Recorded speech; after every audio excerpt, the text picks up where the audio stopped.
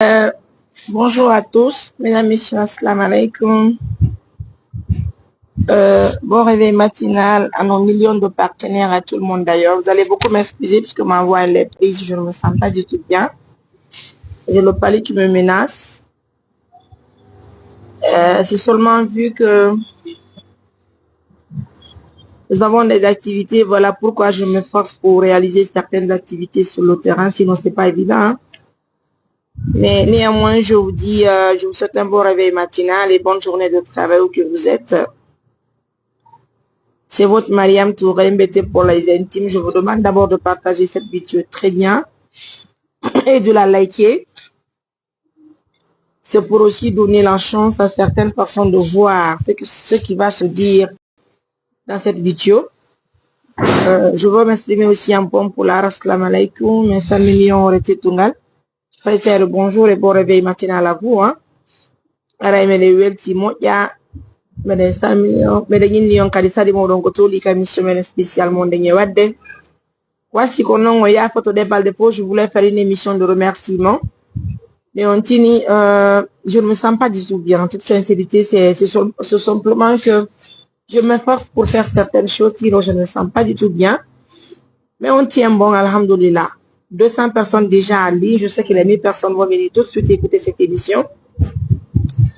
Aray la salmini julɓe Allah ɓe fo wona o ma o la weltani yo nokku kala ka wontirɗon ko adi adi kon tawɗo mi wadde émission mo mi yiɗɗi waɗgollo mo yafanto lan haray salminen julɓe Allah ɓe nokku kala ko ɓe dako e nder aduna Allah fo haray noon ɗum ko walliti e men ɓen fi o mariage mo feƴƴi nde balle mariage nene goto meɗen on mariage musidɗo meɗen wonɗo kam mo jobere men tawata rujiyatto tuuɗe ɗo gasa julɓe Allah ɓe fof no andi mo hande ay ko kanko ni woni ko lonti mojobere men nden Conakry haray ko andintingollo musidɓe kañum rujiyattu woni ko heɓi dewga sunna e farilla par ce que on tini ko modi makko waɗi ñande bimbi pere maɓɓe on woni ko ɓe yiidi ka aéroport international Hammet Sékou Touré.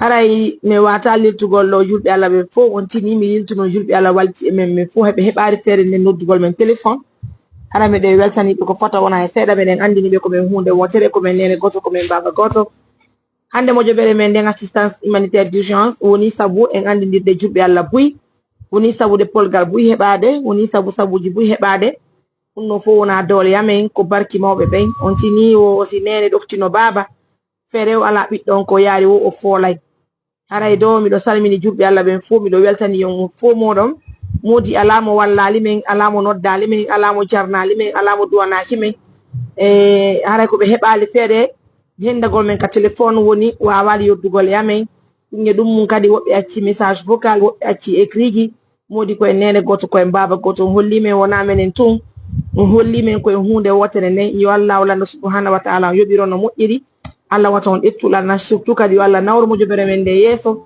yo Allah ɓeydu polgal ngal yo Allah hollu en kadi haray ɓe heɓali sawtu modiɓe ɓe fof yo Allah okkorɓe dewle sunna e farilla e kadi ɓe heɓali ɓeygu few musidɓe yo Allah walano subhanahu wa ta'ala on okkorɓe sonna e ɓe Allah waɗi barki e mum enen kadi jombaɓe ɓen yo Allah walano subhanahu wa ta'ala ɓuttin dewle men e feɓɓinira e modi e men ɓen onon kadi sonnaɓe heɓu jombaɓe ɓe heɓali ɓiɗɗo yo Allah hollu on yitere ɓiɗɗo yo Allah okkoron nafa tan no dewgal ngal ɗum ko heɓugol ɓiɗɗo mo Allah waɗi barki e mum ka dewgal haray do meɗe weltani yo moƴƴanani hara émission ɗo ko fi remercie gol julɓe Allah ɓen fof jogui émission on ko remercie gol on holla on koye hunde wotere nden on tini si minni mi nodday e tambiti e men ɓe fof walliti yalti woɓɓe no déplace iwi un peu partout adi tawda e nde mojobere fi waɗugo o welo welo mi wata noddugol fof sen yiwri fiɓe tambitiɓe fof musidɓe hay lannata e wata littugol fof haray kadi ɓe artiste ɓe accituɓe golleji muɗum arti ka meɗen mamum ɗo wallitori min fi Allah woti annabijo hara wona ɗon andi ɓe hirale men goɗɗum sakko ena ko goɗɗum woni ko ɓe ari ɗaɓɓugol mamum ko jikki woni ko addi ɓe haray on fof moɗon miɗo weltani o wona o ma o artiste ɓe hari ɓe ɗuuɗi moƴƴano moƴƴa ko seeɗaɓe tu woni min komi andi fimu eya mi anda yinde maɓɓe nde mbirɓe mi andi ɓen haray on fof moɗon Allah weltani o nan on kadi tuleluma albarka ma moƴƴa mi weltiki yo Allah accudu en han ɓoya juuta e zeleluma albarka buy o fof moɗo hiɗon salminami ɗo weltani yo Allah accudu en han ɓoya juuta wurna faɗɗo waɗa barki e maɓɓe et surtout Kadima Yamalinsan, voilà, Jumpita, oui, Jumpita chérie, et Jumba Kadi, Kajatubari, Modi, Dondudi, Moya, yo Allah tu dois envoyer Juta, ou n'a pas pu voir la barque et mabe, le Welten Yemken de Kennedy, pour la Welti Moya, tous les partenaires de l'ONG, je vous dis grand merci de l'attention, surtout de l'accompagnement, et tous les membres de l'ONG, Modi Tulbi ala Befo, no salmina ona, Oma, la Welten Yongal Barka, bui, Modi wala joɗɗi jomba joɗɗindira mo jiide jawdi e dina jabaka e moƴƴere janngo en fof meɗen miɗe welti yo Allah moƴƴin dewle men ɗen haɗa ko murade moƴƴuru onon ɓe sonnaɓe heɓal dewle fof yo Allah wala subhanahu wa taala okkoron dewle sunna e farilla peppidina en modi emen ɓe okkoran juriyaɓe Allah waɗi barke mum sabuna ka hoore leydi ɗo ala ko ɓuuri moƴƴude ala ko ɓuuri fotude ɓuuri dewga sunna e farilla c'est très important hande sonnaje sewni a resama Allah okkoyima modi mo Allah waɗi barke mum a tawa ala ko ɓuuri moƴƴude ɓuuri dewga par ce que modi ma ko yarɗa wabodira e modi ma amantorto modi ma hay no labba mourade moƴƴuru. Donc je me limite là, donc j'ai pas assez de souffle, hein? Voilà, donc j'ai pas assez de souffle, je me force juste pour faire l'émission parce que donc andi ko hande heɓi yontere gila opéra meɗen feƴƴi, donc c'était vraiment normal wawde justement remercie God ton nandiya mano si Gloria no ton, d'accord, s'il te plaît. Assalamu alaikum. Nalato kombe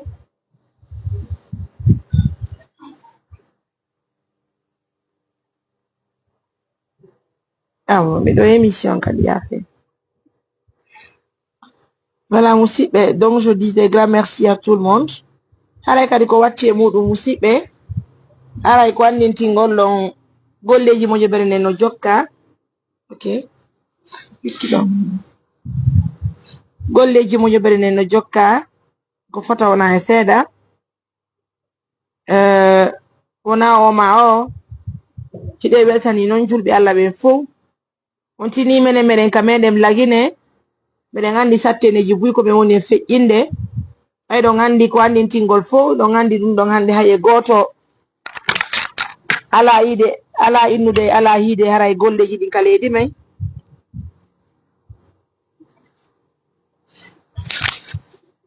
haray ko mo yaali e woni mo nanali ndemen ɗum duuɗa hande ko waɗi noon julɓe Allah ɓen no tambiti mojoɓere nde fotte wona e seeɗa en kippude golle hewɗi ka meɗen lagine hande mojoɓere men nde no wayi représentant un peu partout par ce que pita kadi en heeɓi représentant sonnajo wonɗo ka meɗen pita ɗon inchallah mi holla e on mboɗo makko on ɗe balɗe ɗo haray ko watti e muɗum kadi musidɓe kono woni ri kañum yan représentant men mo ka ligne hara himo hinne kan kadi Mariama Baylo Ba ɓeɗo dira mo mari e représentant yo sonnajo wonɗo toon ko wattoto e équipe on Conakry wawen tindude e maɓɓe j'ai besoin de toi j'ai mon nom qui est malade.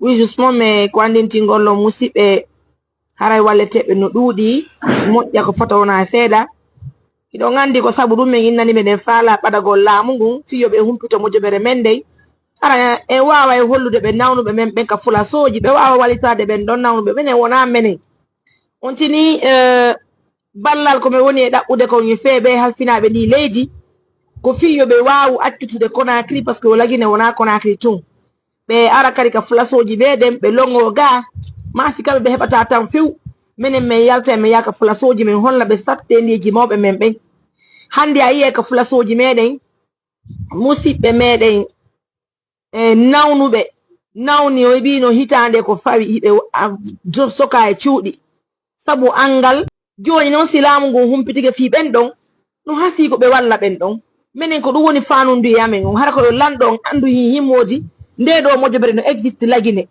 nde ɗo mojoɓere no ka meɗen lagine nde ɗo mojoɓere no hana wallegol par ce que ɓe wallitade miskina ɓe heɓanta hoore mum hay e hunde ɓay en fo hiɗen andi sen ƴettiwa misal neniraɓe meɗen no nawni no daaki e ɗi burureji meɗen ko wallahi billahi musidɓe sattendeji ko woni e feƴƴinde kon sina ɗum en fo hiɗen andi goɗɗo si yani heli o woni e suudu ko yata hitande ko ɓay on ɗon ala feere si on ɗon no marno feere o wata dakare ka flaso o waalo e suudu o heɓi hitande ko yani mo heɓi fracture ji laaɓi jelu hara o yahat ka latta kono si tawi woni onon hiɗon jooɗi mene meɗen jooɗi min immaki andinɗen laamu ngu modi mawɓe meɗen ɓe no ka fulasoji ɓe yimɓe ɓe wallito en hare wona hunde labade ko ma men immo me yamen tawa kanyu laami be men andina be mojobere men no existe yo be walli to wona mburi boni en jonde non on n'a même pas besoin d'ailleurs ko men faalete ko be andu lagine wona ko dati tun hatti lagine kadi bebe intérieur ko lagine jeya be ka fula soji ko lagine jeya parce que intérieur ina ko mamuntu intérieur ina ko labetum intérieur ina ka tun ko kindia intérieur ko honto fuddi musibe intérieur ko fula soji men din kander burureji meden sen detti wa misal wa tegere ya ka meden do ala sous préfecture wo do buri tegere ya angal lawol no fanni be hande piji bu angal lawol no fanni be hande hebugol ndiya parce que kambe ha jon kama ko bakre warete ye olle bakke hebi duubi buri dunti kono mi do wayo yinnugol hande hay be gouverneur be wona be kala sare meden mamundo no wodi ma be tippal tegere ya ha hande nafi lando leydi men jon non menen mojobere men den assistance humanitaire d'urgence si me woni sabu me yehi me yidi lando leydi ni o lando leydi woni sabu immike yehi tegere ya andi ko yonto wiete tegere ya ko misal moni jono do minako tegere ya to woni fula soji buddo soññare kamede magere c'est juste un exemple que je donne vous comprenez menen ko wori fanu ndiya men on batagol hande ay moto do mamun do yaha konate yidugol le lando goto pet yidugol le lando ay sida fala yide artiste jomen hande a jinday hante premade landa wona fi sañi da fala yide lando men leydi do de wotere menen lagi do hande mede wadde golleji o tawta ko laam gun hani wadde din golleji kono hanko men jooɗi ɗo ni taw min wawali hidugol taw e ministre hakkinaɗo sonnaɓe kamen ɗem lagi ɗe et pourtant mbeɗen haton jini e hiwgol ministre ɓe ɓen ɓe anda golle amen ne ɓe wallito men baññe ko ɓe wawi kon tambade leydi men ni par ce que wona buuɗi ɓe waɗi men e jonnude ko ɓe yimmo ɓe wallito miskinaɓe wonɓe ɓen ka leydi men yo musidɓe hi ko honno woni koɓe landi julɓe Allah ɓen koɓe partage émission ji ɗi ɓe yanya émission ji ɗi hallanɗo on tigui wawa hiide ɗe golle men mo anda modi no wodi yimɓe wakkiliɓe findi leydi tawata wona joddi ɓe haɓɓi. Je ne sais pas si vous comprenez ce que je veux dire. Vous comprenez? Ayay ɗo ni misal si meɗen yaari nokkere ɗo woɓɓe no inna ɓe yaar nokkel kaari wonani to mi wata yargo musidɓe. Je vous dis en toute sincérité, nous n'avons même pas un temps de repos. Mais mala temps de repos woni ko few tuma wo tuma meɗen hore ngol lawol. Est-ce que on femme de madame, comprenez, vous avez parlé de votre oncle qui est malade, mais je suis en train de vous expliquer la situation en fait. Nous avons les mêmes partenaires en fait. Pendant que nous voulons faire du bien, il y a d'autres qui veulent déstabiliser cette organisation qui aujourd'hui assiste les personnes vulnérables. Je ne sais pas si vous comprenez en fait. Nous sommes en train de se battre. Est-ce que vous comprenez? Nous sommes en train de se battre corps et âme pour rencontrer les responsables de ce pays, pour que les responsables puissent comprendre que oui, il y a bel et bien une organisation en Guinée qui assiste les personnes vulnérables, qui n'attend pas quelque chose derrière. Vous comprenez? Donc si réellement l'âme existe, parce que moi je comprends très difficile que Tawata, il faut qu'on soit clair. Il faut qu'on soit clair. Est-ce que l'on en est? Johnny faut hide tellement que l'État donne des véhicules et John Nahim otoje et John Nahim chudi alors qu'il y a des mamans qui sont abandonnées dans les villages. Mais c'était woni lamungu anda dum dono ka leji men onon kadi musibe ko honno be wata walirde ben do ko honno be wata walirgo ben do hi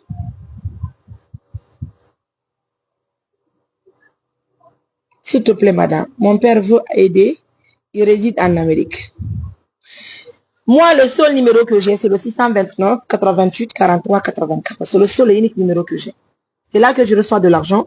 C'est là que je reçois les appels en direct, les appels sur WhatsApp. C'est le seul numéro que j'ai. Dès que quelqu'un veut avoir son numéro, s'il m'appelle que je ne réponds pas, laissez-moi juste un message. Haramilo Okipi, parce que si je suis sur le terrain, difficile pour moi de répondre aux appels. Une famille. Donc, c'est compliqué pour moi de répondre à un appel sur une moto. C'est pas facile. C'est pas évident. C'est la même dogingol, harami dosi porta. De toute façon, il va répondre à partir d'un kaori moto. Juste après cette émission, je m'en vais aussi dans un village. Donc, oui, c'est pas une chose qui est facile. Mais comme il fallait te holdugol julbe alla ben, ko e wattan hakkille piji ko wonde yehudi ko yo musibe.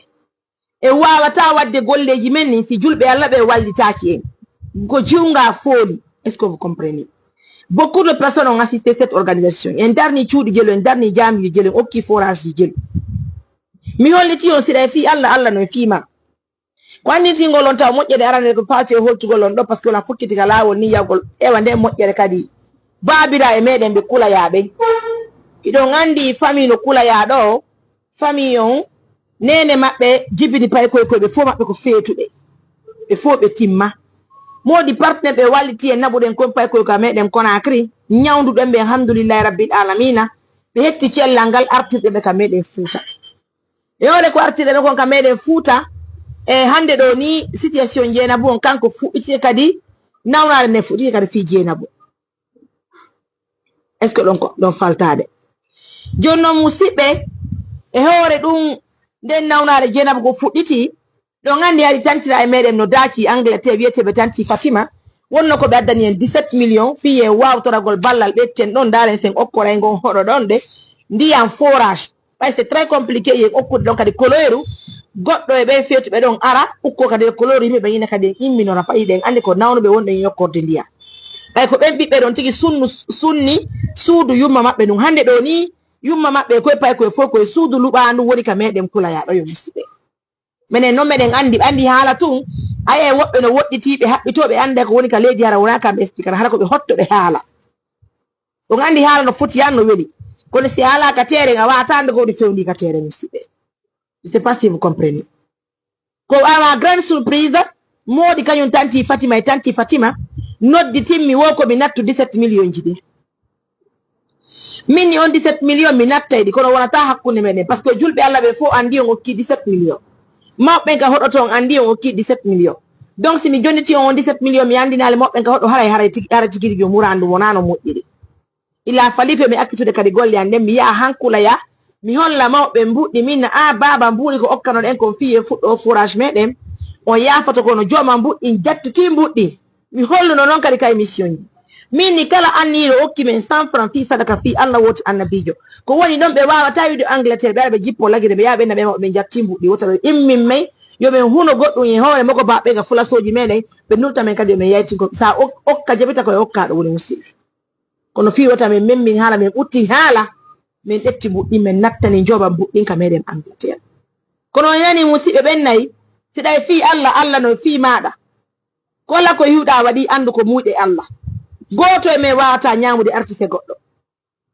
kono noon mi holliti kadi julɓe Allah ɓen fof kala e moɗon ƴettuɗo 100 francs addi jonni ɗe o 100 francs nde mo jobere ɗo ko hakkude ni Allah ɓe nattata mbuɗɗuɓe joni tan tigi hande kadi si on tigi no faala waɗa e micro waɗa haala waɗa ko haɗi wo ko waɗi ɓay tun a ƴettiya annike sadaka laaɓuɗo annultatamen kadi min yakka place o min daro hakkude mawɓe ɓen min inna kadi mawɓe ɓen jonnite min mbuɗi komin jonni on ko ɗum ɗon hara wonama ko bayagal no fof musidɓe sila anniyade itta sadaka ittirgo fi Allah woti annabijo wonɗa ittirde wona kadi min Mariame won ɗon addande sadakaji moni ko ɗum duwa ɗon famude sa anniki a itti sadaka wona Mariame Touré okkuɗa sadaka man ko fi Allah waɗiɗa ko Allah pettowatama yoɓude musidɓe kono satti an ko ittata sadaka okka mawɗo ka hoɗo inna kadi mo jonɗa on sadaka yo yeytan ɗin mburi ɗon kadi hoore o ema ko baɓe ɗo musidɓe mi toriki o mi jeegi en ɓayɗen andi ko neeji neyira ɗen ka meɗen e teddugal e andugol ko honɗum islam holli e hoore pigiɗi wota okku jattita wona ko hani wona ko moƴƴi yo Allah dandu en bakkatuji muɗum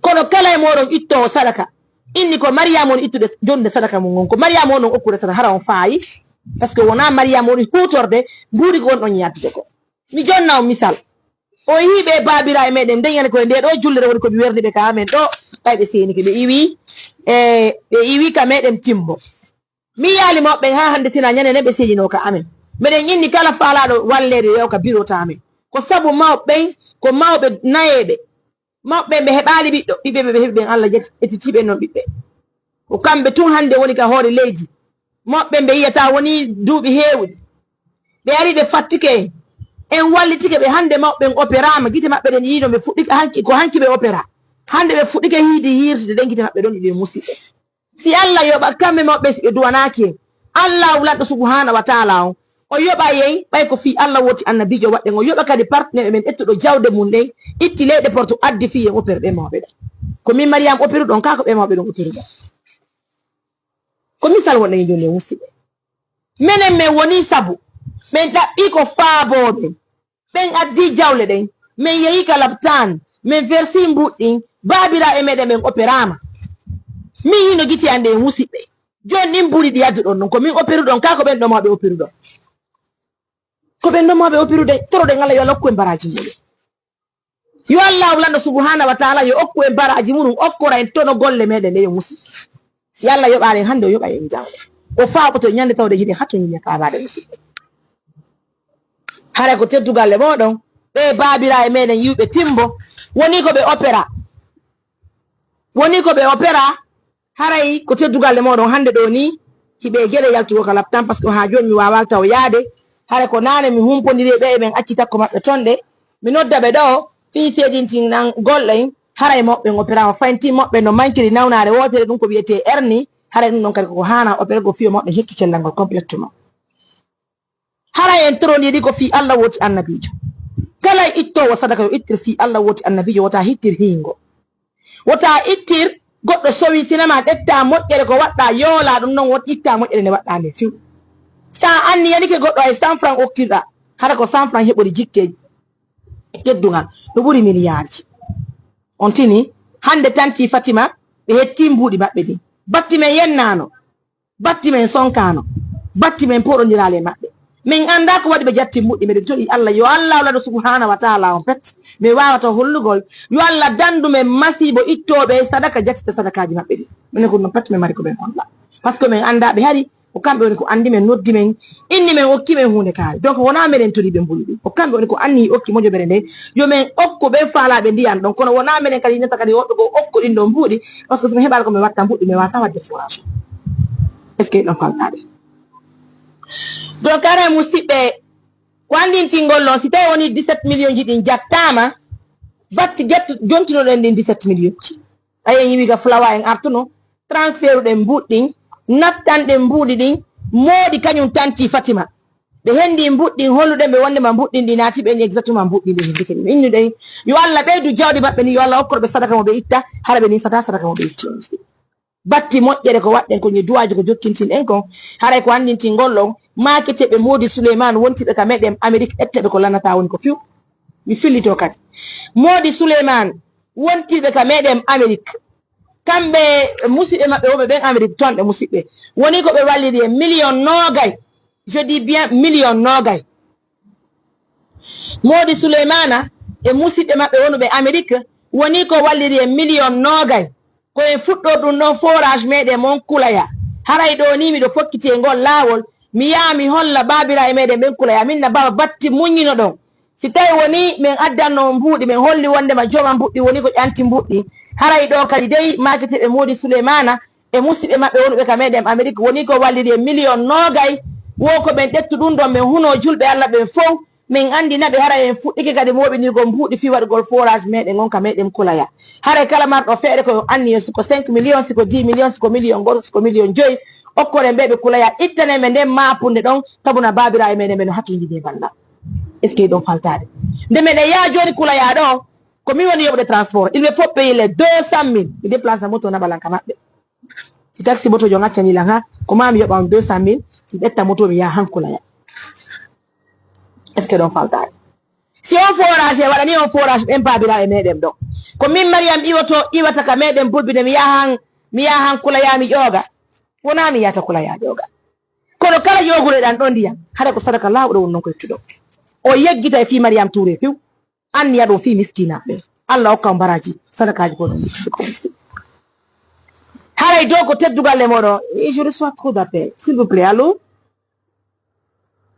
allo haray ko andintingollo musidɓe kañum Modi Souleymana e musidɓe meɗen wontirɓe Amérique woni ko neldi e million nogay fiye wawu fittangol golɗi ɓe babira e meɗen kulaya e nenira e meɗen ɓe fi ɓe nawnuɓe meɗen kulaya e musidɓe haray kadi ko watti ɗum musidɓe meɗen fayntin okki kadi ɓen famille ɗon kulaya tere haray on tere ka meɗen timbo woni ko ɓe okki en kala heɓuɗo feere darnande ɓe suudu chambre ɗiɗi e salon o waɗani hoore makko wona Mariam Touré darnanɗo hayso ko min kadi Mariam Touré darnanɗo miɗo hatojini ɗum ɗon par ce que fi honɗu min kadi kaka leydi men mi woni ko ɗo moni e yangade miɗen yanganade kadi musidɓe meɗen komi ɗo gandi ɓen ni wo Mariam Touré kippu mum on hatojina haye otowal miɗen yiɗi miɗen yalli ko ɗum wasi miɗen wiwade motoji ɗi ñande Allah addi oto wo goɓɓen tawi memata ngal otowal est ce que ɗon faltade kono hiɗon andi hande pigi ɗin fo hiɗen hatoñiɗe mum kono wanneji ɗin kadi ala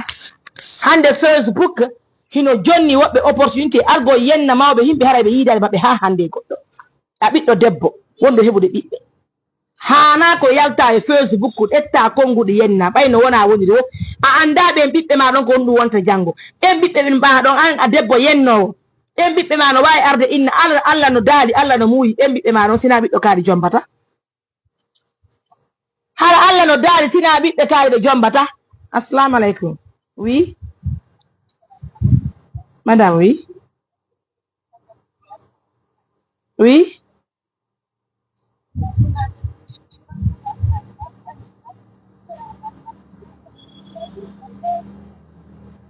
mi nanani madame.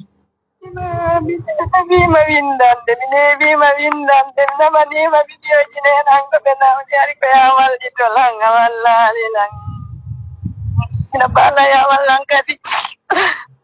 Madame, on famari de toute façon mais wata wallugo yimɓe ɓe fo ce qu'il faut comprendre so woni min heɓani feere wala gollo wano waɗo seytani ma waɗon gacce franchement waɗama seytani yafulande ko ɓayi o wulli o yinni mi jaɓani wallugollo na salarari mais wallo madame ce qu'il faut comprendre mais wata wallugol fo c'est là le problème madame yafulan noon mi windandima jamaki lan taw sa wawaylan wallude kadi hande miɗo maafi kono fallo mi antuna nena ñawdugol Dakar ɓe maayi ɓen nanno mi nattu fure maɓɓe on guina mi ronko. Mi nanali madame, je comprends pas madame, franchement. Désolée, j'avais envoyé ma maman pour soigner à Dakar. Elle est décédée, mais elle m'avait prévenu de ramener son corps à Guinée. Mais j'ai pas les moyens. Quand on fait bien, on fait une fois qu'on a la yafu, yafu, yafu. Amina ko bimbino nena fejiri nga juude ngido. Kono no fallo. O wallito lan say woni o ngeɓay wallito ɗon laminge famille amen on ɓe ngeɓano men nattira ɓe natton fure birom artiron fure on lagine madame acce fanko famodiren min tigo mon ɗoni je me sens pas du tout bien ne force to woni wargol émission ji ɗi jonklan jenti on haaji ɗon doy famodiraɗa on seeɗo e wullugol ngol taw few yewten ko woni koñi hajiga andon qu'est ce que vraiment kono woni ko faala ɗo kono woni faale mon faale an ko nattugol fure nenan guine ɓe yaaɓe ɓe hajjinolan ɓe wiilan fi Allah simi maayi mi torki omi jeeji o mbay nenan no wuuri natteɗan haka maɓɓe mi surreɗo wata mo go surran leydi janaɗiɗi bien joni noon kono woni o fi nattugol fure on artigo fure on kono ɓe landi ɓe landi ɓe mbuuri sofer joyi wimen kanko ko 350 000 o nattirta fure nenan on haala ɓe ɓe ga wi fi wallugol men ngara fure o ñolali ha men ŋewtoya kamɓe kadi ko 350 000 fi serkeyoge ɗuman fof e piggugol kooro 350 000 honɗo français famo ɓe maɓɓe ko ɗum woni men jamude 350 000 CFA ko fi wonno fi waɗugol entretenugol kooron entretenugol kooron ɓeɗo ɓe ka labtani ko ɗum jami men ɓe kad ɓe o chauffeur jon kadi nattugol fure on haala ɓe ɓay ko kubiya men nattata ɓe on ɗo wi naɓay ɓen haala ɓe kono ko 350 000 ɓe yomatama joni mi noddi kawange ɓe wiyeɓe alaɗi o fof se woni men heeɓi ko wallito men seeɗa ɓe ɗaɓɓa ɓerko ɓe mari kon men natta he ɗum noon ko mbuuɗi jelu men lagine ga lay mi anda valeur jelu ton mino andi ɗon wano 200 000 francs CFA ko 2 millions 900 000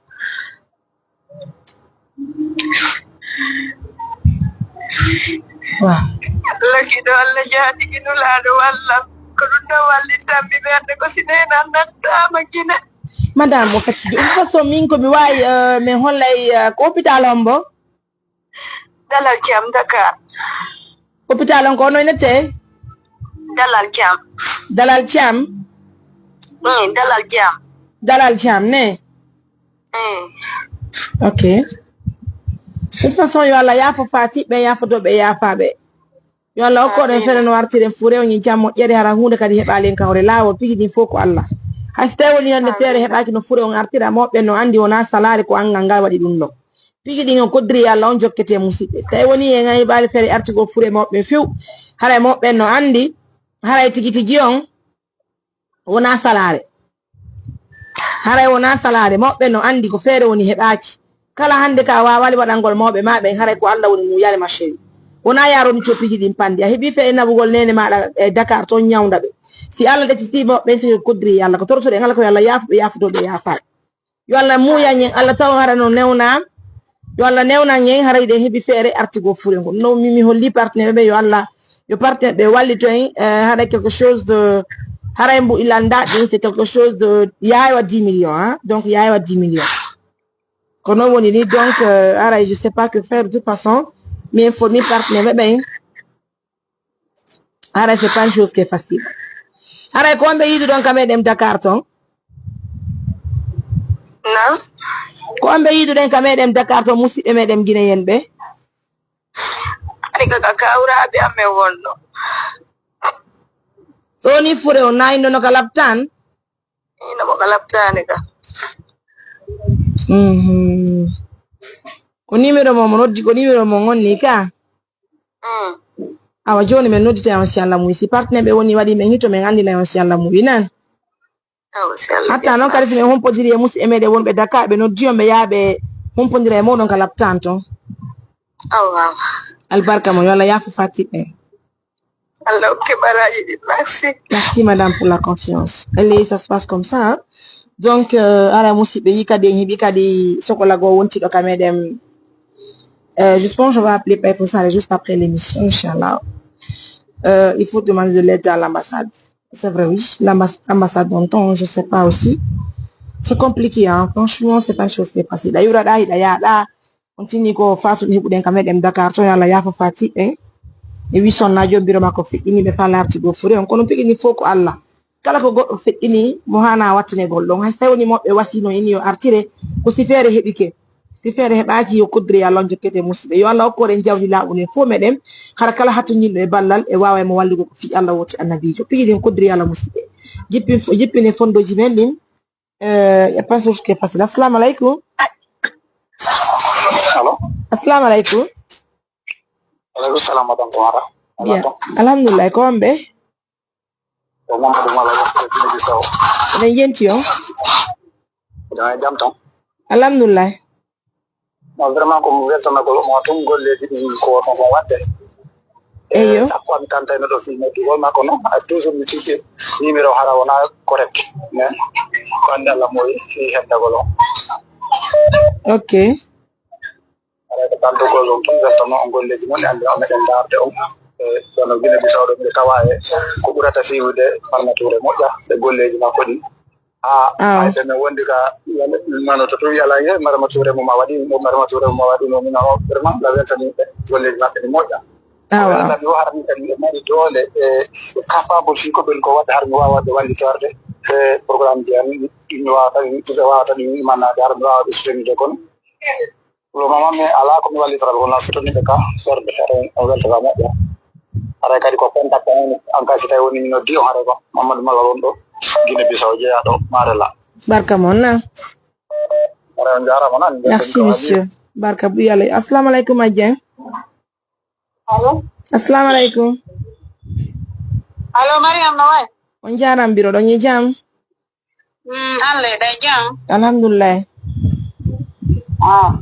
noddima bimɓe mi anndakino lañi émission ni a Dieng mino émission de remerciement ɗon e jam ok ɗa émission mi accitetta o himi ɗo e jam no ɗo wawi makude sa no yowdiri e golleji men ɗin ok ɓende mi yiiɗo goɗɗo no barmi ɗo ko honɗum waɗi mo justement on ngo puƴi fuɗɗimo han ari ka endi mi wawali a publigol on image ɗon par ce que image on woni trop sensible haray ko musidɗo meɗen hatto jinɗo e ballal mi naɓani yayi kañum émission on e alpha ɓen ka laamu to fi woɓe wallitaden fi nawno weɓen kono pour l'instant ɓe jaabaki men donc ɓenno noon no hatto jini e ballal moƴƴa noon endi maɓɓe ɗi no siwade ƴiƴam moƴƴa haray no hulɓini ko mouradu moƴƴuru noon kadi wallahi mi yii ɗum no yurmi ha feƴƴiti no hulɓini bene Allah sellimo gonɗo ɗo woni ka meɗen kuriyaɓe woni e to ɓe no tampine Allahu akbar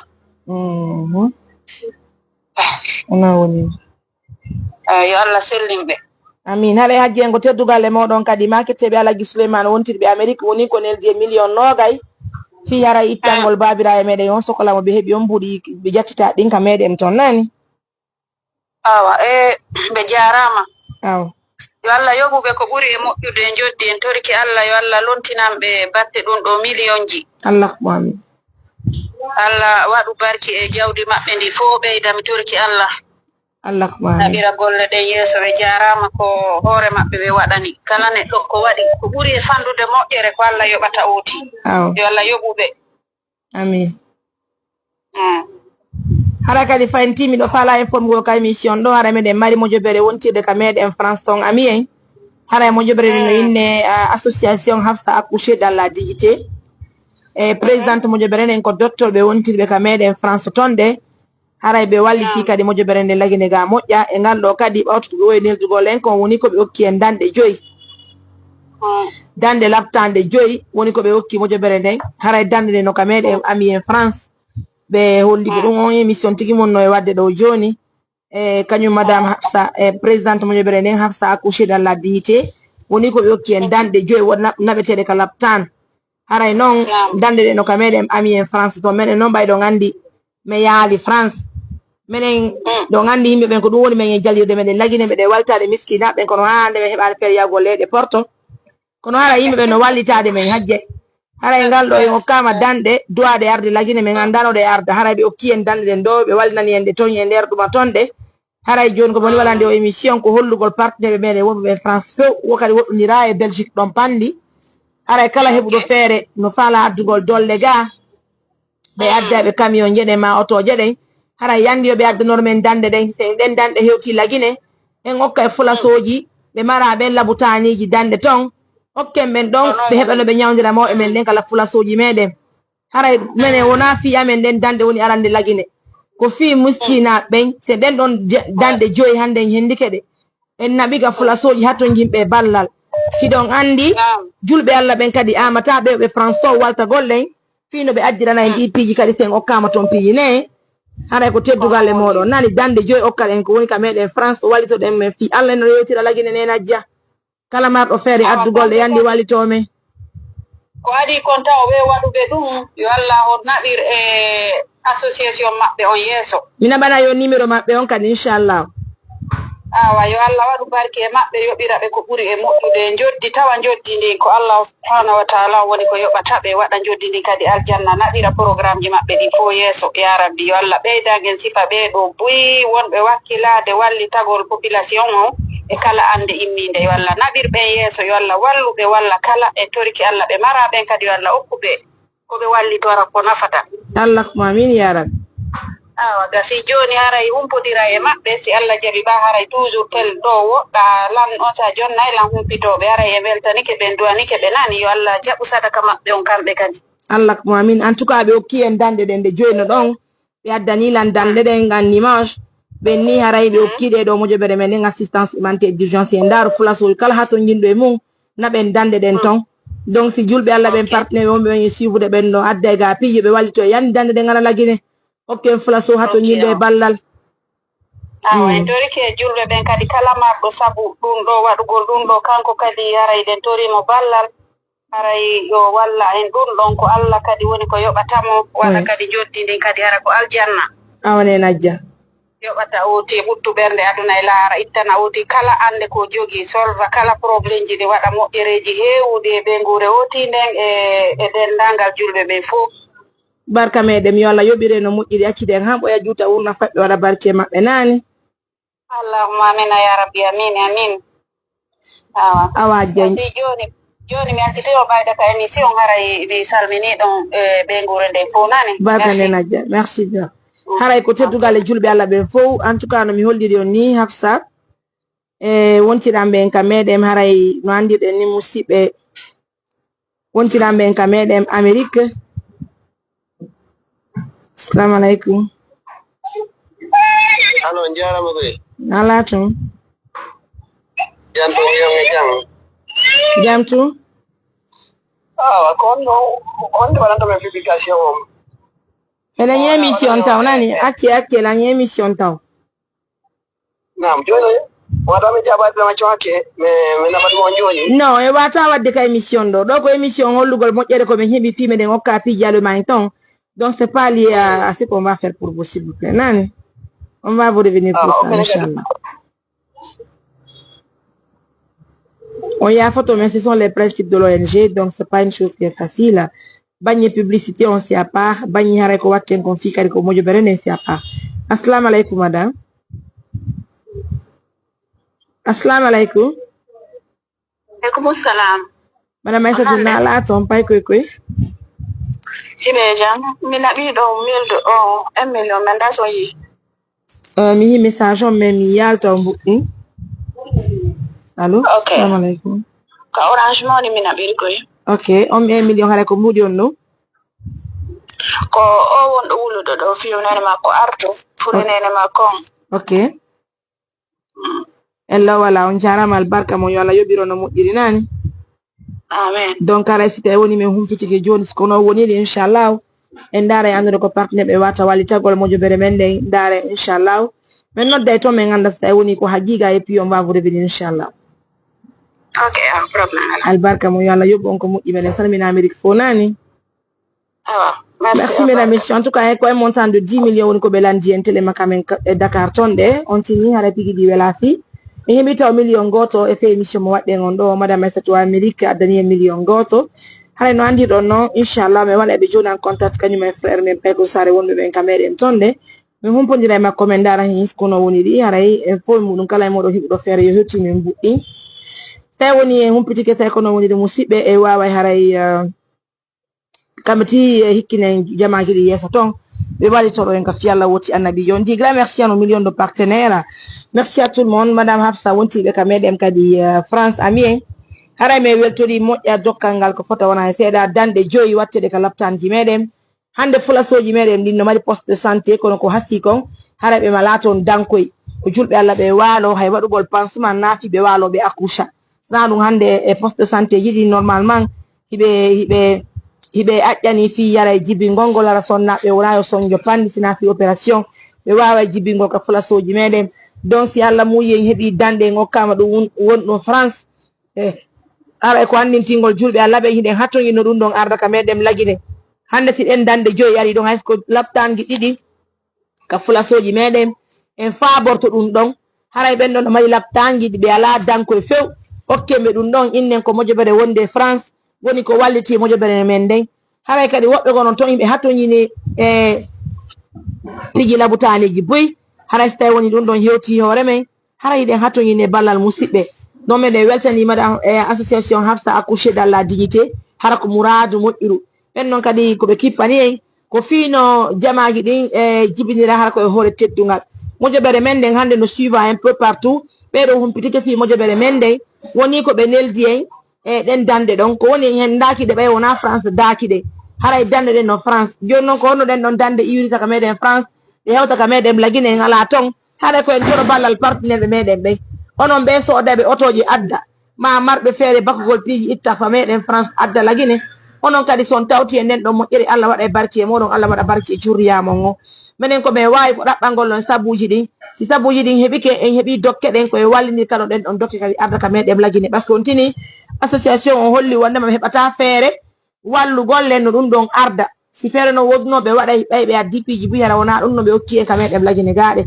kono dum don tini o den don dande joy be okki en haray non ko dabbu addaybe menen kan men huwi faabo e partenaire meden be fo onon be marbe otoje addugol marbe fere ettugol piji addato wallite men den don dande joy hewtira ka meden lagine men hendore do men okka ka fulasoji meden en ala yobinde goddo en ala sodinde goddo ko en nabu okki be fi Allah woti annabijo okke be fi yobe hutor e wallito nenira e meden men ka fulasoji be yara be jibingol ka labutaniji hara wona be jibinka leedi hara ko be ƴawka danko be jibina be akusha hara teddungal no yowonire hore mum yo musibbe dum ko wonde nye wadde do fo ko fi Allah wonti annabijo wonde nye wadde ko sabu émission ñi men ni golle men den wonde nye hebande sabuji di hara ko teddugal e julbe Allah ben fo beden hato ñine ballal muradu moƴƴuru finon en don dande hewtire ka men dem lagine dette naben ka fulasoji meden okke men ton okkire me fi Allah woti annabijo kambe kadi e kippana e nenira e mede wonbe jibinde ben kaftonde e kippana en pay ko yaay ko to hana nawni nawnaaje jonte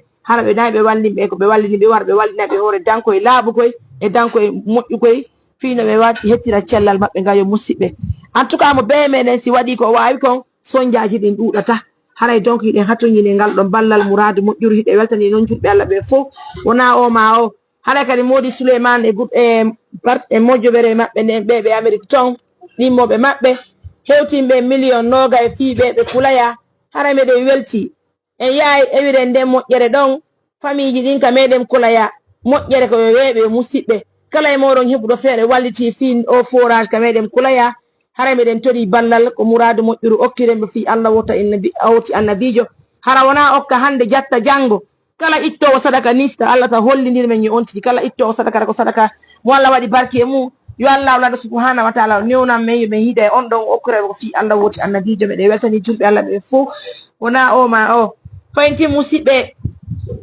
ko andinti ngollon fi tanti julde be nenira e meden fetube wontire ka meden feno saydo mamum ka burure tuma wo men yaay men dartabe men naba nyaamete mabbe on wandinti ngollon haray nenira e menen men hatto yinne ballal be duwana be go nyawndugo lasgo lebbididil fo e montant de 14 millions haray nyawndire ben don kadi itten sadakaaji men din do yo musibbe di ema e ben ari feere ala si feere no wodno yata nene ma no nawni e lawol no nyaamude salte akkita nene ma hewre dum don hara gippa haajuji ma ko feere woni ala musibbe dum wota goto jallu goddo hande sen hebi 14 millions en abi tanti julde kala tan e nyawndibe lebbi didi Allah lando subhanahu wa ta'ala itte ka bawgal mum walitoro en ko fi Allah woti annabijo musibbe ya no allô madame la émission s'il vous plaît min numéro émission madame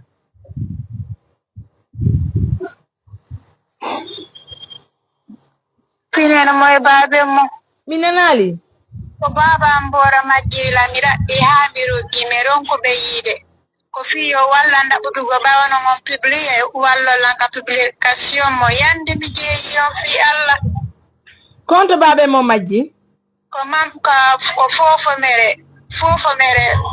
be mabbe me woni ko don be majji o vendredi rene be yahay juma wodo be nabbo juma on den non hari alato kambe tumbe mi be ka juma do andi tata ardugo jonno jila dum men dabbiti ha me ronki me yitale be o firi mo no de ila hanki amene men publié do kono fayda wawa ki publiade mo honto photo mabbe on la jogitiro photo mabbe awadane la photo mabbe on ka WhatsApp ko gila on sebe yalti hebi on tere ka lewru bari on tere de ko vendredi o pe biro do be yalti be nawni woni ka be nawna be nawna mo ja ko woni be dum ando do sibe yehi ni be anda ardugo ko jinna woni mabbe sibe yehi sina goddo yiltiti be anda ardugo ko tanon do to be ka lapta pardon do to me ganga ka julirde do ngaccital be kambe tu baydo ngandi be wonde dum do mimmi alaka surdo mimmi do ka an ko tira wango do yeah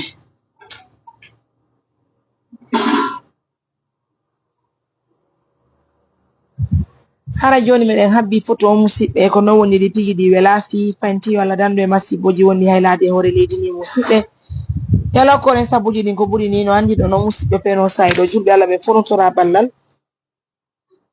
assalamu alaikum oui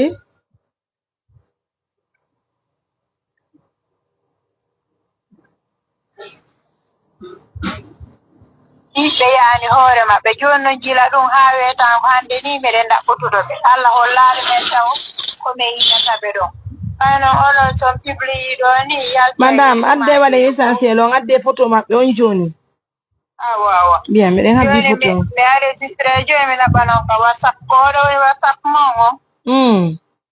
awa joni me na bana yo joni sala de dara ko wannala nabal bien wala hompitire mabbe no muddiri musibbe yaray ko andinti ngollon pigi di wela fi en trobi julbe Allah be fo sere ngandi mabbe sella kippen be haron jabaal be yalta ka ciudi madum do to be ka julide sayar be fala yago be wala nan subhanahu wa ta'ala no bure muddiri ko kitten ko mabbe kambe tun ka yasi c'est pas une chose qui est facile donc arabe den salmini yombe de weltani yombe den jarni yo haray wono be wodbe lede porto kamede France ton ami haray den hokka dande joyi de doa den e hewtigo ka fulasoji meden okkore mo e meden be hara meden tori yon ballal yo walla men dum don arta kameden lagine ara wadani hore mo do bay ko musi e meden wonde e walitade wonde kameden lagine ga sen hen gaden on dande hara yala ko hebali musidɓe men weltani yo meɗen jarnion ko fota wona seeɗa frère tayre kadi hare ko annintingol ɗon kamɓe kadi ɓe holluno wondema fika meɗen haray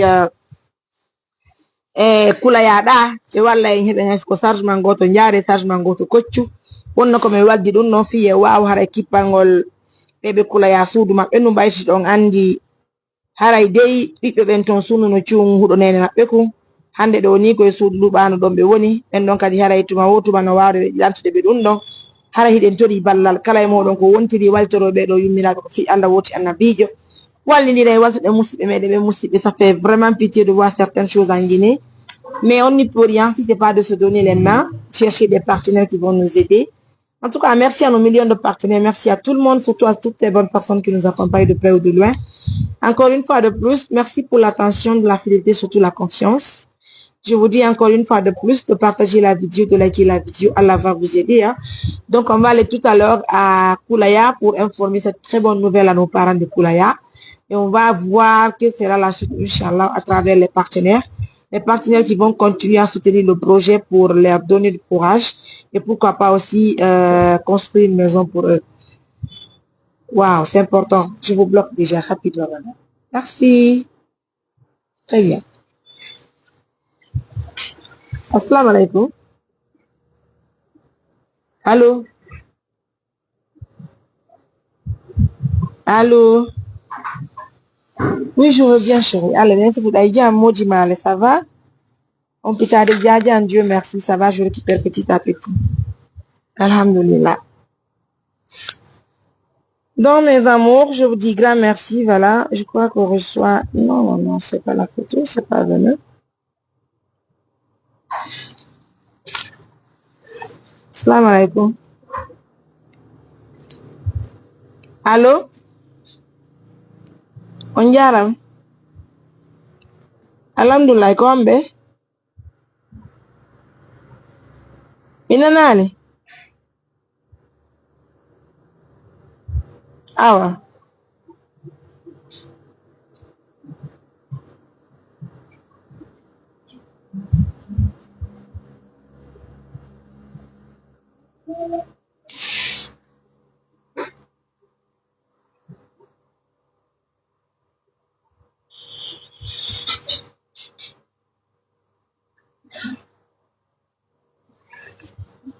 Mesdames, Messieurs, merci à tout le monde pour la confiance.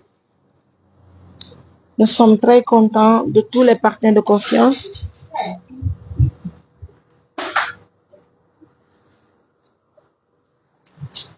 Ouais.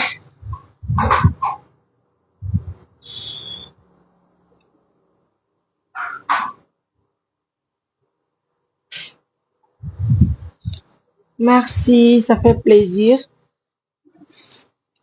Donc, madame, l'association Hafsa a couché dans la dignité depuis Amiens en France.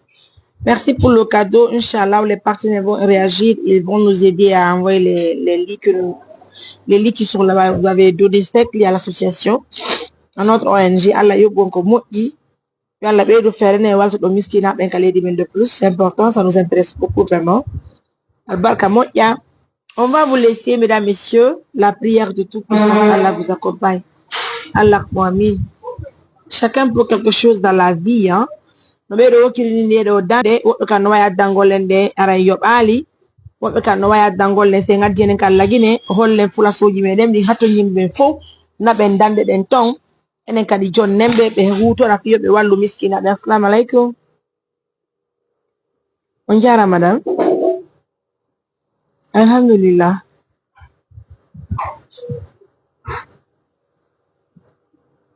Imaginons-nous.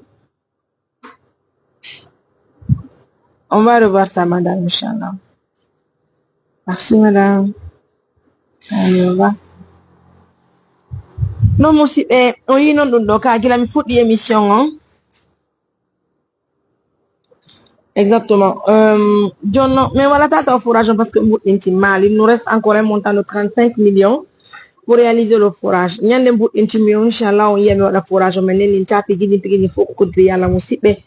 Ara o yido gila mi fuddi émission on hebi do appel di jelu wonbe landade ballal fi nawnuɓe donc mi holliti on yiɗen hatto jini e laamu ngun kara kadi ko muradu moƴƴuru ko waɗi noon ko kamɓe tu wata ettan gumɓe nawnuɓe sappo nde wotere ko maɓe humpito fi existence nde mojobere men lagine sen dogi walla e ɓen ɓen hara pigiɗi ndi moƴƴa ko maɓe humpito ɓe anda moodi ɓayi ɓe andi fi ko ɓe ɓurto andugol ka fulasoji meɗen no woodi nawnuɓe ɓe heɓata feere mum few ɓe heɓi ɗe no woodi nawnuɓe tawata ɓe waɗa e cuuɗi heɓi ko yata hitande ɓe heɓa feere yawgo ka lapta joni noon si tawi woni laamu ngun andi fi ɓen ɗon hiɓe ɗe hani daragol hamɓe ɗettana ɓen ɗon ɓe ñawda ɓen ɗon ɓe ñawdana ɓen nawnuɓe ɗo kono min koɓe jooɗi ɗo tu miɗo andi nawnuɓe ɓuri ɓe nogayo ɓe ɓen andi fi mum min ronkunaɓugol ɓe ka lafta ɓuri ɓe nogayo ɓeɗen andi fi mum min ronkunaɓuɗe ɓe ka lafta ɓe fof ɓe banka e cuuɗi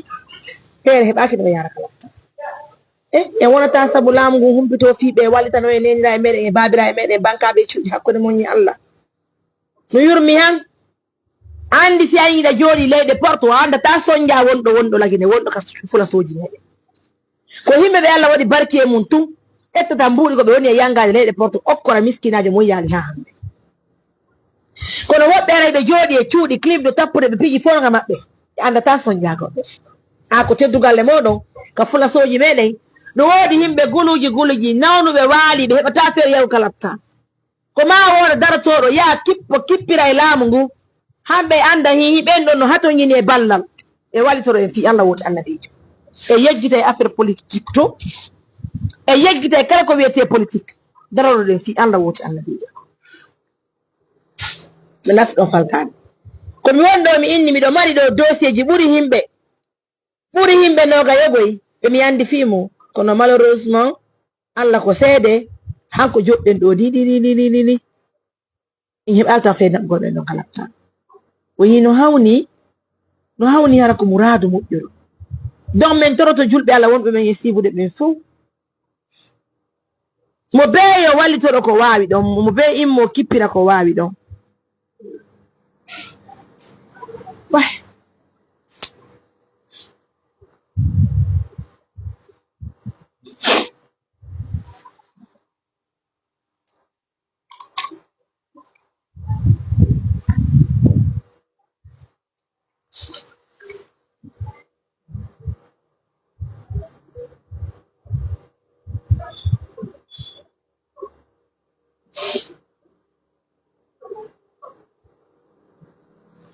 haray o jio rodduɗen joni woɓɓe makko ɓe yaalimo haray ko ɓe mawɓe ɗo waddani e photo woni koɓe affiche photo mawɓen ɗo haray kala e moɗon hiiɗo ɓe mawɓe ɗo yo humputumen ko fi Allah woti annabijo nodde ɓiɗɗo maɓɓe on nani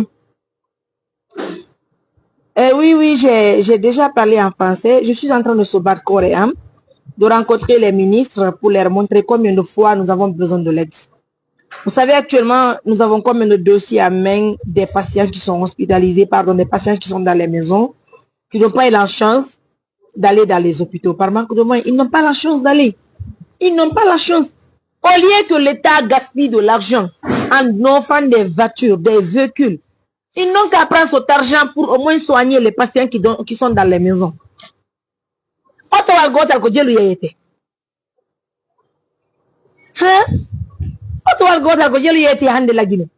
pourtant, beaucoup d'autres un peu partout. Moi, je vous ai dit, il y a une façon de faire la campagne. Si réellement vous voulez faire de la campagne là, sortez à Conakry, venez à l'intérieur du pays, partez dans les sous-préfectures. Tapez porte par porte, demandez, recrutez tous les malades. Prenez les malades là, envoyez les malades dans les hôpitaux. Si vous traitez aujourd'hui chaque famille, il n'y a pas de votre mois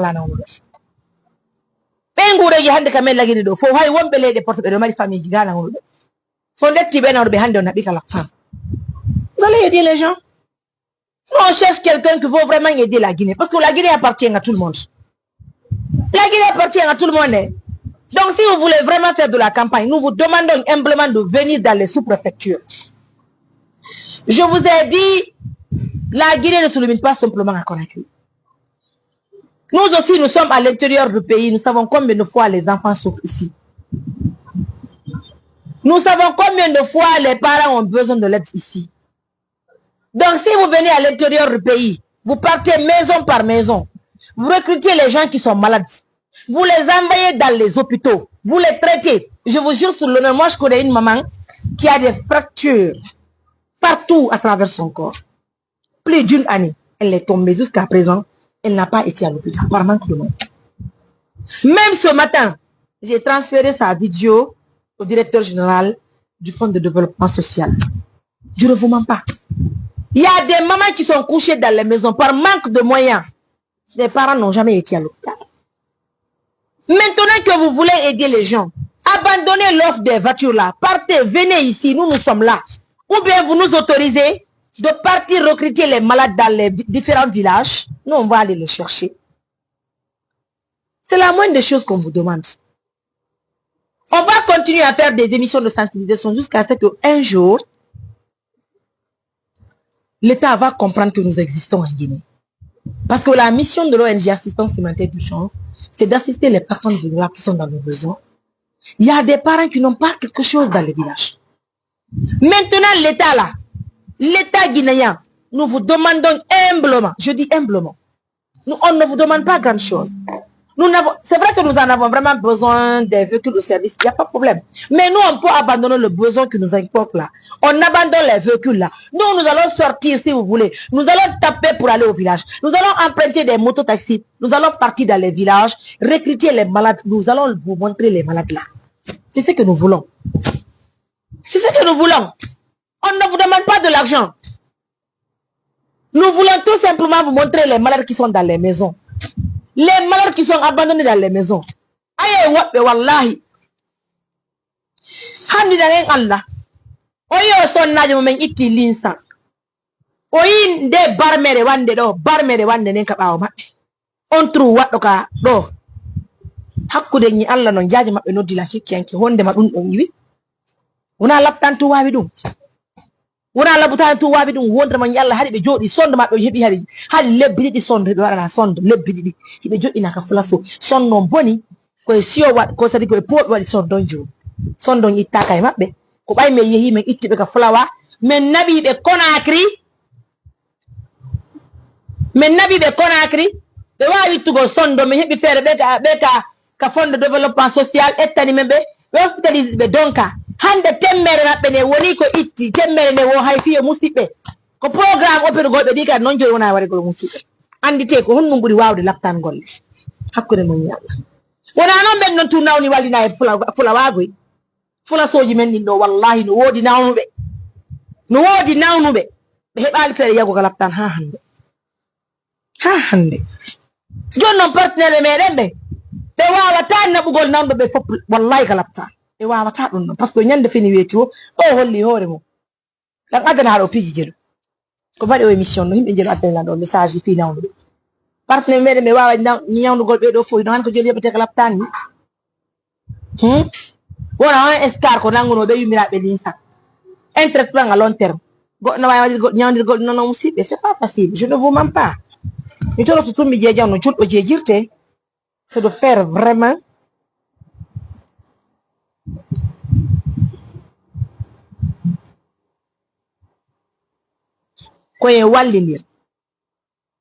toute personne qui a des relations doit nous aider à avoir plus de force pour aller de l'avant.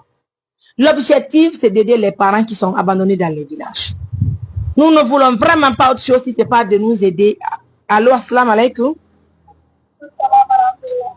Nalaton. Hey. Bye, koi. Alhamdulillah, mais dernière émission, donc, mais les parents vont punir des mots, donc. Alhamdulillah, on le naon bébé.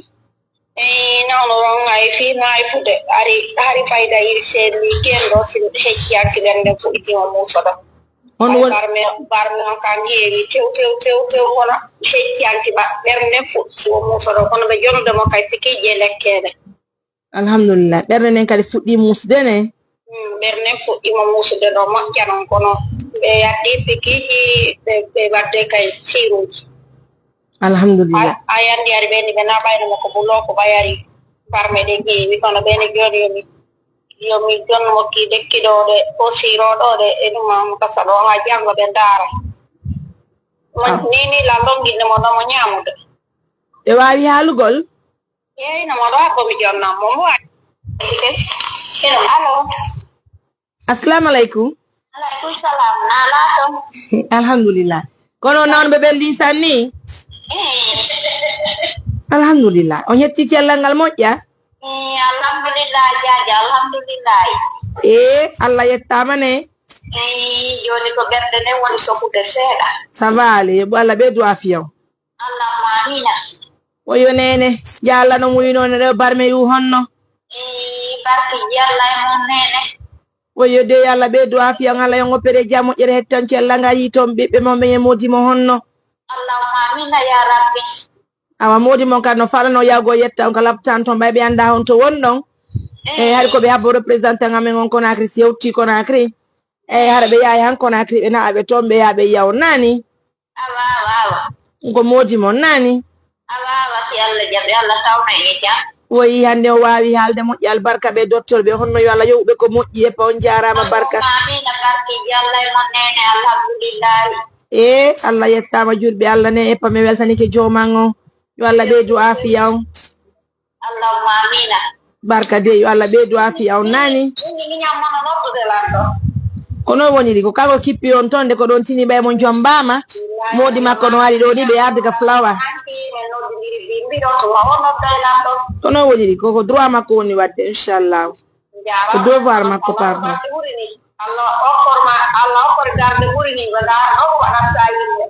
Barka de nani yo Allah ɓeydu afiya on yeppa ɗum e weltanike joman o.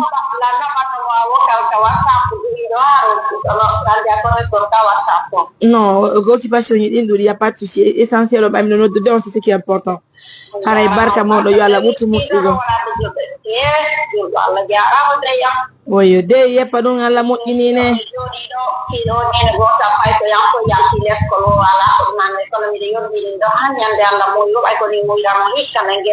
Kono woniri ɓe yonnine ko ma goɗɗum accitane goɗɗum nani. Gasi yo Allah moƴƴi. Men ɗon dikki joni en walliniray ko hedditi ko yo Allah ɓurtu moƴƴinde. Eyyo. Goyo ɓe arde ɓe na aysata ko min musata goyo men inde goɗɗo musudara ɓe arɓe kiɓɓi tonki ɓe dafta men tonki ɓe kiɓɓi ɓe lowtamo ɓe wara tigirin fof dalki ɓe weƴƴita ha moƴƴa ɓe gollani fof billahi no wallahi noon kadi ekkira amen baba ɓe inno noon koron kadi arde ɓe wola inde mon ɗo ɓe maɓɓature journaliste ma ɓe nako ɓe gaddi men ɗo hakki ɓe larti ɗo ɗo wosi hunnanayi fi opération ɓe ni owenan haajo golle a alaga on no yoɓata menen kadi tigi men ala yoɓude ko laamu ngu ɗefti on ɗon en charge nani minen min yawa min dari min wakkili ministre on jonni ordre ɓe wallito mi ɗettani hen ɓen ɗon charge min yoɓata hay hunde ha lebbi tati ɗi fof feƴƴana haɗa ko teddugal e moɗon joni haɗa ko en kippañen ɓen toon beer ko wawa ɗon ko min kam mi yaha gasa nde yontere min dartaɓe si Allah muyinani barka de barka na nawa barka mo alhamdulillah Allah yettama barka mo. Dieu merci. Musidɓe hino komin faala e waɗu ko naafiɓe ɗo ko fii fof hiɗon andi noon sina laamu ngon tigi hiye joni en autorisation ɗum ɗo en wawata waɗangol ɗum ɗo hoore men musidɓe nawnare gono toon ko ma laamu ngon tigi daro ɓe jonna ordre yo nawnuɓe ɓe naɓe ka laptaɓe ñawdana en ɓe ndaareɓe nenira e meɗen nawnuɓe ɓe ittuɗen linsan nde ñande ɗen sikkuɗo nde ñande ɓe wattata sondu maɓɓe woni lebbi ɗiɗi no e maɓɓe ɓe ittaka min yeeyi taw min yangodi e ɓe Conakry min yeeyi mi nayi ɓe Ignace tawi na to ɓe artay ko donka tawi ko ma donka min noon nawnoɗo naɓeteɗo donka ko fotata mari mbuɗi yeɗɗu min yeeyi min hiide laamu ngu ɓe wallitiɓe min ettani min ɓe liñira e meɗen si ɓe ndikki hande nene goto ɓe amɓe ɓe andita ɓe fi Mariame Touré kono wata yeggutu mi andina on tun hunde wotere hara ko fi Allah woti annabijo waɗɗen ko Allah yoɓata kono ɓuri ko goɗɗo go wata yoɓude musidɓe ndaare neni goto ɓe ɓen ɓe watano haalde nde ñande hande na ɓe fuɗɗike haarigol barmere nde annuɗen nden tigi barmere nde nde selli o nani o barmere nde heewi ko tuba ɗum ɗon heewi yoɓe naɓe ka bloc ɗum ɗon noon heewi joni noon mbay ɗum ɗon heewi ɓerde kadi fuɗɗike ɓe musuroɓe kippi kadi fi nawnare nden ka ɓerde. Assalamu alaikum. Ko hamɓe? Alhamdulillah.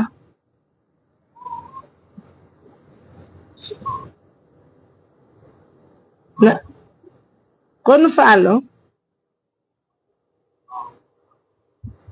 Awal barka. Mais dañuy émission.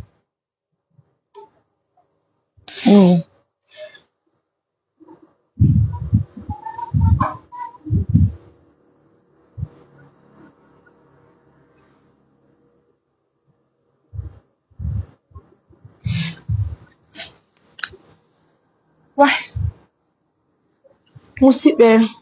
Donc on va vous laisser. Moi, je suis très fatiguée.